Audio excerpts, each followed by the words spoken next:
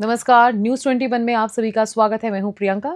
नजर डालते हैं खबर दिन भर की खबरों पर। रेलवे और पुलिस द्वारा बार बार एडवाइजरी जारी करने और चालान काटने के बावजूद भी लोग रेलवे ट्रैक पर चलने की खतरनाक आदत से बाज नहीं आ रहे। इस मामले में हेडफोन का उपयोग और ट्रैक पर ध्यान न देना युवक की मौत का मुख्य कारण बना। आपको बता दें, जयपुर में भोजपुर कॉलोनी सहकार मार्ग 22 गोदाम के रहने वाले युवक 17 वर्षीय समीर की ट्रेन से कटकर मौत हो गई। ट्रेन हादसा जयपुर दिल्ली रेलवे ट्रैक सुदर्शनपुरा कब्रिस्तान के नजदीक हुआ। बताया जा रहा है कि जिस समय हादसा हुआ उस समय युवक दीवार कूद कर ट्रैक पर आया था और कानों में हेडफोन लगाकर गाने सुनते हुए ट्रैक पर चल रहा था। इस रिपोर्ट में देखिए मृतक युवक के परिजनों ने क्या कुछ कहा। इमली फाटक से पहले पड़ने वाली रेलवे लाइन पर एक दुखद हादसा हो गया है। 16 साल का एक लड़का ट्रेन से कट गया और उसकी मौके पर ही जान चली गई। परिवार का रो रो करके बुरा हाल है। आप देख सकते हैं पीछे किस तरह से परिवार का हाल बुरा है।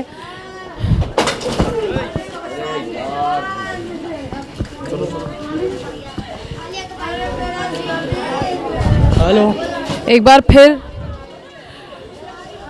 रेलवे में कट के एक नवयुवक की जान चली गई है। बताया जा रहा है कि युवक ने कान पे हेडफोन लगाया हुआ था, जिसकी वजह से उसको ट्रेन की हॉर्न की आवाज़ सुनाई नहीं दी। स्थानीय लोग खड़े हैं। क्या आप उस समय मौके पे मौजूद थे? नहीं, मैं तो कंपनी था। क्या हुआ है मतलब बता सकते हैं? मालूम नहीं, मैं तो कंपनी रोटी खाना खा के मशीन चला रहा था। कितने बजे हादसा हुआ था, कुछ आपको अंदाजा है? जस्ट टाइम है 1:45 करीब का है। 1:45 करीब का है। युवक अकेला था या और भी दोस्त थे? युवक अकेला। अकेला। हाँ, कन्फर्म यही हुआ, पता चला लोगों से कि उन्होंने कान में लीड लगा रखी थी, बस ये पता चला। परिवार में युवक के अलावा कौन कौन है? मदर है, भाई है, तो बताइए आप कौन कौन है? मम्मी है, मैं उसका बाप हूँ समीर मोहम्मद, और बुआ है, वो भाई है 2, 3 लड़के मेरे हैं, वाइफ है मेरी। बड़ा बच्चा ही था क्या? बड़ा है, बड़ा होता। उम्र कितनी थी? 17 साल। हमारे पीछे वो जगह है जहाँ पे मेन उस युवक की ट्रेन से टक्कर हुई थी, जहाँ पे वो बताया जा रहा है कि हेडफोन ला के चल रहा था और उसकी जो शरीर के टुकड़े हैं वो आपको मैं जगह दिखाती हूँ, वहाँ तक उसके शरीर के टुकड़े जाके गिरे थे। रेलवे पुलिस इसकी जांच में जुट गई है। मैं आपको बताना चाहूँगी कि इस तरह की घटनाएं आमतौर पर होती रहती हैं। उसका कारण ये निकलता है कि या तो जो भी इस शिकार होते हैं इस हादसे के, या तो वो कानों में हेडफोन ला के चल रहे होते हैं, उनको ट्रेन का हॉर्न सुनाई नहीं देता है, ना वो ध्यान देते हैं। और सबसे बड़ी गलती इस चीज़ की है कि वो लोग पटरी क्रॉस अपनी पूरी वो चीज़ को क्रॉस करके पटरियों पर आ जाते हैं। वो दीवार फांद के पटरियों पर आते हैं, क्योंकि यहाँ पे किसी तरह का कोई रास्ता नहीं है जहाँ पे निकल पाए। भरतपुर जिले के रूपवास कस्बे के नगर पालिका के निकट स्थित शाही तालाब का विकास एवं जीर्णोद्धार एवं संचालन का शिलान्यास स्थानीय विधायक डॉक्टर ऋतु बनावत के मुख्य अतिथि व नगर पालिका अधिशासी अधिकारी योगेश पिपल की अध्यक्षता में शिलान्यास हुआ। इस दौरान मौजूद अतिथियों ने भी अपने संबोधन व्यक्त किए। इससे पूर्व युवा संगठन ने विधायक का 51 किलो की माला व चांदी का मुकुट पहनाकर स्वागत किया। वहीं संवेदक नुकुल ने भी विधायक का शॉल उड़ाकर व चांदी का मुकुट पहनाकर सम्मान किया। विधायक डॉक्टर ऋतु बनावत ने अनावरण के बाद क्या कुछ कहा, देखिए रूपा से गुलशन कौशल की रिपोर्ट में। कि आज जो हमारा रूपवास का शाही तालाब है, सेंक्शन तो कई दिन पहले हो गई थी, टेंडर प्रक्रिया हुई और 2 करोड़ 88 लाख का बजट इस तालाब के जीर्णोद्धार के लिए, क्योंकि बहुत 100% ये तालाब हो रहा था। लगातार गंदे पानी की आवक हो रही थी, घाटों की स्थिति खराब थी। तो हमने सरकार से बात करी, अधिकारियों से भी बात करी और केंद्रीय जल शक्ति मंत्री गजेंद्र सिंह शेखावत से भी बात करी। उन्होंने भजनलाल जी भाषा से भी बात करी, जो हमारे चीफ मिनिस्टर हैं आदरणीय, उनके सहयोग से आज ये शिलान्यास का कार्यक्रम यहाँ हो रहा है। और इस बजट में इस रूपवास का दृश्य बदलेगा, क्योंकि रूपवास के हर व्यक्ति के मन में, जो इस तालाब में पहले नहाया करते थे, सबके मन में थी कि दुर्दशा जो हो रही थी इस तालाब की, उसकी स्थिति अब सुधरेगी। और क्योंकि मुझे आज ही मैंने सुबह पेपर में पढ़ा कि अटल जी की एक बहुत कविता थी, ये अंधेरा छटेगा और सूरज उगेगा और एक नया दृश्य इस रूपवास का दिखेगा। इसी संकल्प को लेकर आज हमने ये पूजा अर्चना भी करी है और यही आशा लेकर ये पूजा अर्चना की है कि हमारा भारत देश के पूर्व प्रधानमंत्री व भारत रत्न स्वर्गीय अटल बिहारी वाजपेयी जी की 100वीं जयंती पर चाकसू विधायक रामावतार बैरवा के निर्देशानुसार भाजपा नगर मंडल अध्यक्ष रामधन सैनी के नेतृत्व में उप जिला अस्पताल में मरीजों को फल वितरण का सेवा कार्य किया गया। इस अवसर पर उप जिला अस्पताल के प्रभारी डॉक्टर संजय मीणा, डॉक्टर ऋतुराज मीणा एवं अस्पताल स्टाफ ने सहयोग दिया और अटल जी को याद किया। चाकसू से महावीर स्वामी की रिपोर्ट। नाथद्वारा विधायक विश्वराज सिंह मेवाड़ के द्वारा प्राप्त निर्देशों की पालना में संविधान व सुशासन दिवस, स्वर्गीय सरदार वल्लभ भाई पटेल की 150वीं जयंती तथा भारत रत्न अटल बिहारी वाजपेयी की जन्म शताब्दी के उपलक्ष्य में पालिका गांधी पार्क में स्वच्छता सप्ताह शिविर का आयोजन किया गया। इस दौरान पालिका क्षेत्र के व्यापारियों व दुकानदारों को उपखंड अधिकारी द्वारा कपड़े की थैलियां निःशुल्क वितरित की गई। वहीं हाथों हाथ उपखंड अधिकारी व आयुक्त महोदय द्वारा प्लास्टिक की थैलियां जब्त की गई। नाथद्वारा से प्रमोद जोशी की रिपोर्ट। मेड़ता सिटी शहर के काली तलाई स्थित हाफिज बाबा की दरगाह में 3 रोजा उर्स-ए कादरी का आगाज हर्षोल्लास के साथ हुआ। 25 से 27 दिसंबर तक आयोजित उर्स में विभिन्न धार्मिक एवं नूरानी कार्यक्रम आयोजित होंगे। दरगाह कमेटी के अध्यक्ष हाजी मुख्तार खान सोलंकी ने बताया कि उर्स का शुभारंभ अल सुबह गुस्ल की रस्म और चादर शरीफ पेश करने के साथ हुआ। आयोजन समिति से जुड़े पूर्व पार्षद व एडवोकेट शेर मोहम्मद देशवाली ने क्या कुछ बताया, देखिए मेड़ता सिटी से सुशील दिवाकर की रिपोर्ट में। मेड़ता सिटी में इस्लामिक मरकज़ हाफिज अब्दुल रज़ाक साहब सूफी की दरगाह में 3 रोज़ा उर्स जो आज से चालू गए। सुबह फजर से पहले गुस्ल की रस्म अदा की गई और बाद नमाज ईशा संदल की रस्म होगी। उसके बाद में फिर मिलाद है। कल ईशा बाद में भी मिलाद शरीफ का प्रोग्राम है और परसों शुक्रवार के दिन बाद नमाज जुमा को कुल की रस्म अदा की जाएगी, जिसमें मेहमान खुसूसी भी मकराना से तशरीफ आ रहे हैं। भारी संख्या में ज़ायरीन तशरीफ लाएंगे और सभी से गुजारिश है कि दरगाह हाफिज साहब मेड़ता सिटी में आकर उर्स का मौके पर समाबदारी हासिल करें। टोंक शहर में कल हुई चाकूबाजी की घटना के विरोध में आज सैनी समाज और स्थानीय लोगों ने सड़कों पर उतरकर विरोध प्रदर्शन किया। बड़ी संख्या में पैदल रैली निकालकर लोग कलेक्ट्रेट पहुंचे और यहां कलेक्टर को आरोपियों के खिलाफ सख्त कार्रवाई करने की मांग की। माली महासभा के संरक्षक कमलेश सिंह गोदिया ने इस मौके पर क्या कुछ कहा, देखिए टोंक से राजेश सैन की रिपोर्ट में। मांग ये है कि कल शाम को हमारे समाज के कुछ बंधुओं पे कुछ असामाजिक तत्वों के द्वारा चाकू से आक्रमण किया गया, गंभीर रूप से घायल किया गया है। तो पुलिस से हमने उस पर कठोर कार्रवाई की मांग की है।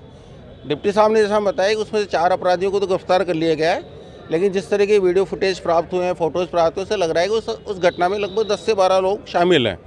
तो पुलिस ने आश्वासन दिया कि उनकी हम पहचान करके बाकी लोगों को हम गिरफ्तार कर रहे हैं। और पार्किंग ठेके को निरस्त करके हमने आवाज़ उठाई है, क्योंकि उस पार्किंग ठेके की वजह से ही अवैध वसूली भी हो रही है, अवैध धंधे हो रहे, तो वो निरस्त किए जाए। तो एडीएम साहब ने आश्वासन दिया है कि हम उसका आज ठेका निरस्त कर देंगे और 24 घंटे का हमें प्रशासन ने समय दिया है। 24 घंटे हम दोनों तीनों मांगों पर कार्रवाई कर देते हैं। अगर प्रशासन कार्रवाई कर देता है डेट्स गुड, नहीं करता है तो हम आगे की रणनीति तय करेंगे। पुलिस से भी नाराजगी है? नाराजगी तो क्यों नहीं होगी, लॉ एंड ऑर्डर का काम पुलिस का है। लॉ एंड ऑर्डर पुलिस को मेंटेन करना है, पुलिस को सख्त कार्रवाई करनी चाहिए, ऐसी घटनाओं की पुनरावृत्ति नहीं हो। जैसा कि सब लोग बता रहे हैं कि इस तरह की घटनाएं वहाँ कई बार हो चुकी है, तो कहीं ना कहीं प्रशासन की ये नेगलेंसी तो मानी ही जाएगी। भरतपुर जिले के रूपवास क्षेत्र के गांव जरेला स्थित गैगसा पर महाराजा सूरजमल का बलिदान दिवस पूर्व सरपंच संघ अध्यक्ष सुनील चौधरी के मुख्य अतिथि व कृष्णा भात्रा की अध्यक्षता में मनाया गया। मुख्य अतिथि सुनील चौधरी ने कहा कि महाराजा सूरजमल जी हमारी आन बान शान थे। महाराजा द्वारा बनाए गए भरतपुर के अभेद किलों को कोई भी नहीं भेद पाया। आज भी इतिहास के सुनहरे पन्नों में महाराजा सूरजमल जी अमर हैं। इस दौरान मौजूद लोगों ने महाराजा सूरजमल के चित्र पर पुष्प अर्पित कर उन्हें बलिदान को याद किया। रूपवास से गुलशन कौशल की रिपोर्ट। बीकानेर के लूणकरनसर से बड़ी खबर है, जहां कालू रोड स्थित लेगा पेट्रोल पंप के पास तेज रफ्तार कार ने पीछे से बाइक को टक्कर मार दी। थानाधिकारी गणेश बिश्नोई ने बताया कि टक्कर मारने के बाद कार पोल से टकराते हुए पेड़ से जा टकराई। वहीं एयरबैग खुलने से कार सवार बाल बच गया, जो कि सिरसा से खारा जा रहे थे। कार में 3 पुरुष, 1 महिला और 2 बच्चे सवार थे। बाइक सवार तीनों घायल बडेरन गांव के निवासी किशन लाल नायक, मीरा व देवराज को प्राथमिक उपचार करने के बाद छुट्टी दे दी गई। बीकानेर से लोकेश भोरा की रिपोर्ट। डीडवाना जिला मुख्यालय के पुरानी पंचायत समिति के सभागार में भारत रत्न पूर्व प्रधानमंत्री अटल बिहारी वाजपेयी के जन्म दिवस को सुशासन दिवस के रूप में मनाया गया। पूरे राज्य भर में 25 दिसंबर को सुशासन दिवस के रूप में अटल बिहारी वाजपेयी के जन्मदिन को मनाया जाता है। जिला कलेक्टर पुखराज सैन, अतिरिक्त जिला कलेक्टर कुचामन, अन्य अधिकारियों, जनप्रतिनिधियों के द्वारा भारत रत्न पूर्व प्रधानमंत्री अटल बिहारी वाजपेयी के छायाचित्र के सक्षम फूल माला चढ़ाकर, फूल पुष्प चढ़ाकर, दीप प्रज्वलित कर कार्यक्रम का शुभारंभ किया गया एवं पूर्व प्रधानमंत्री भारत रत्न अटल बिहारी वाजपेयी को नमन किया गया। डीडवाना से मोहम्मद साकिर की रिपोर्ट। खबर हनुमानगढ़ से है, जहां गौ सेवक देव बाबानी ने बताया कि 27 दिसंबर से होने वाले दिव्य श्रीमद् भागवत कथा एवं ज्ञान यज्ञ, ज्योतिष एवं वास्तु महासमागम की शोभा यात्रा 26 दिसंबर 2024 को श्री दुर्गा मंदिर नजदीक बस स्टैंड से सुबह 10:15 से प्रारंभ होकर कथा पंडाल नई धान मंडी जंक्शन में पहुंचेगी। पंडित संतोष उपाध्याय ने इस मौके पर क्या कुछ कहा, देखिए हनुमानगढ़ से विनोद चौधरी की रिपोर्ट में। जय गौ माता। सभी भक्तों को मेरा आग्रह है कि आने वाली 27 तारीख को श्रीमद् भागवत कथा होगी। केवल और केवल गोवंश की सेवा के लिए ये कथा होने जा रही है। इस कथा में जो भक्तजन आएंगे उनको कथा के माध्यम से जागृत किया जाएगा कि रोड्स पे, सड़कों पे इस सर्दी के मौसम में जो गायें घूम रही हैं बेसहारा, उनको हम कैसे सहारा दें। और कल कथा से पहले यानी 26 तारीख को शोभा यात्रा बड़ी धूमधाम से निकलेगी दुर्गा मंदिर से लेकर के, और कल स्थापित होंगे धान मंडी जहाँ पे कथा पंडाल है। वहाँ पे सभी भक्त जन इस शोभा यात्रा में पहुँचें, क्योंकि ये किसी एक का प्रोग्राम नहीं है, किसी एक का कार्यक्रम नहीं है, ये गौ माता के लिए कार्यक्रम है। और वैसे सभी शहरवासी, हनुमानगढ़ जंक्शन टाउन के शहरवासी सहयोग भी दे रहे हैं और बढ़ चढ़ के हिस्सा भी ले रहे हैं। कथा का समय?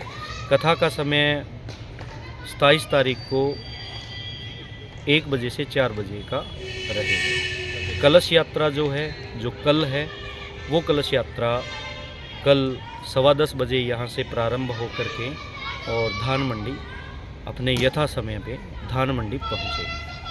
डीडवाना जिला मुख्यालय की पुरानी पंचायत समिति के सभागार में विद्युत विभाग के बैनर तले पीएम सूर्य घर मुफ्त बिजली योजना के तहत जिन लाभार्थियों ने इसका लाभ लिया है, उन लाभार्थियों को इंडक्शन कुकटॉप का वितरण किया गया। डीडवाना कुचामन जिले के 50 लाभार्थियों को इसका वितरण किया गया, जिसमें प्रथम प्राथमिकता महिलाओं को दी गई। महिलाओं सहित 50 जनों को इनका वितरण किया गया।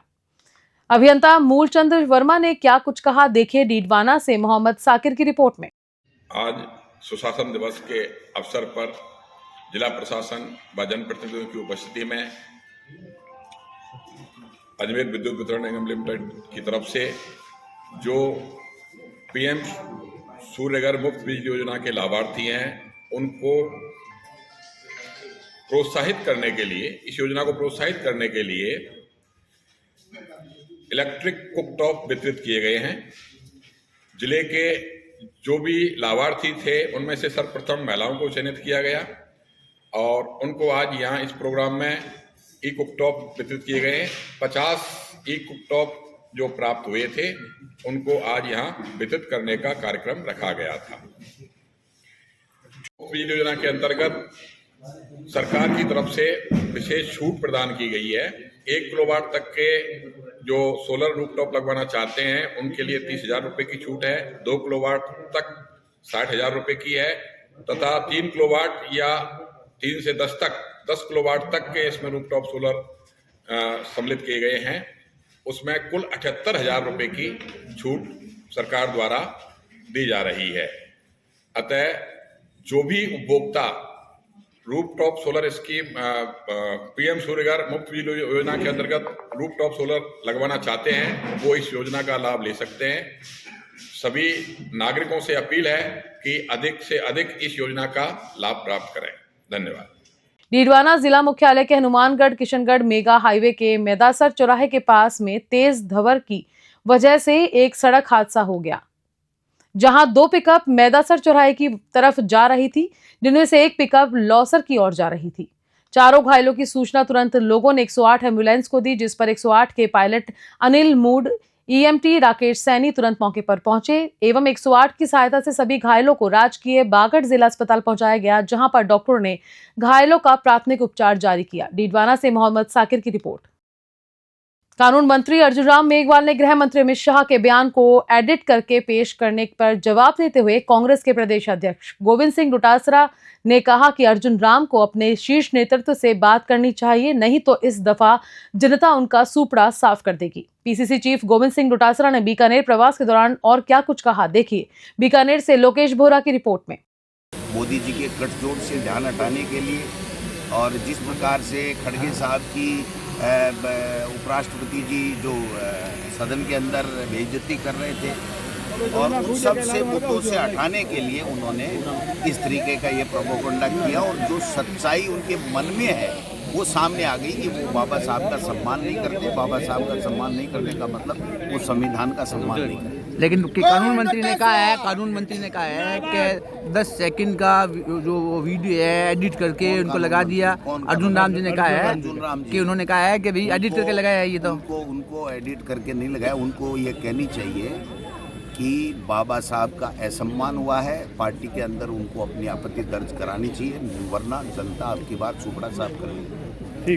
महाराजा गंगा सिंह विश्वविद्यालय बीकानेर स्कूल ऑफ लॉ के विद्यार्थियों द्वारा आदिवासियों की सामाजिक समस्याएं तथा सामाजिक जागरूकता विषय पर समाज शास्त्रीय सर्वेक्षण किया गया। प्रेस बयान जारी करते हुए डॉक्टर सीमा जैन ने बताया कि बीए एलएलबी पंचवर्षीय पाठ्यक्रम के विद्यार्थियों द्वारा समाजशास्त्रीय सर्वेक्षण के तहत झाडोल ओंगन के आदिवासियों की सामाजिक समस्याएं एवं सामाजिक जागरूकता विषय पर 64 बनों के अनुसूचियों के साथ घर घर सर्वेक्षण किया गया। बीकानेर से लोकेश बोहरा की रिपोर्ट। बीकानेर के लूणकरणसर में भीम आर्मी द्वारा आक्रोश प्रदर्शन रखा, जिसमें गृह मंत्री अमित शाह द्वारा बाबा साहेब के बारे में की गई विवादित टिप्पणी का विरोध जताया गया। इस दौरान तहसील अध्यक्ष राजपाल सोलंकी व तमाम साथियों ने प्रदर्शन करके एसडीएम को ज्ञापन दिया व नारेबाजी के साथ प्रदर्शन किया। प्रदर्शन में अंकित निवाद, वेदु मुकेश, दुलीचंद, विनोद कुमार, प्रेम प्रताप राम, नेमीचंद, मनोज कुमार, मदन, सचिन, अमन, वेद प्रकाश, हरिराम प्रहलाद व सैकड़ों साथी मौजूद थे। बीकानेर से लोकेश बोहरा की रिपोर्ट। झालावाड़ में कांग्रेस कार्यालय में आज कांग्रेस नेता प्रहलाद गुंजन ने प्रेस वार्ता कर भजनलाल सरकार की 1 साल की उपलब्धियों को नकारा और सरकार की 1 साल की उपलब्धियों को जनता के साथ धोखा बताया और कहा कि 1 वर्ष सरकार की नाकामी रही, जनता बेबस और बदहाल रही। कांग्रेस नेता प्रहलाद गुंजन ने प्रेस वार्ता में क्या कुछ कहा, देखिए झालावाड़ से सद्दाम खान की रिपोर्ट में। रायजिंग राजस्थान 2 बार प्रधानमंत्री जी आ गए, 7 तारीख को आ गए, 7 को आए, 9 को आए, 9 तारीख को, और 17 तारीख को आ गए। आप सब जानते हैं जलवायु परिवर्तन के दूषित परिणामों से सारा विश्व चिंतित है और इससे बचने के लिए अनलिमिटेड एडेड फंड पूरी दुनिया के पास है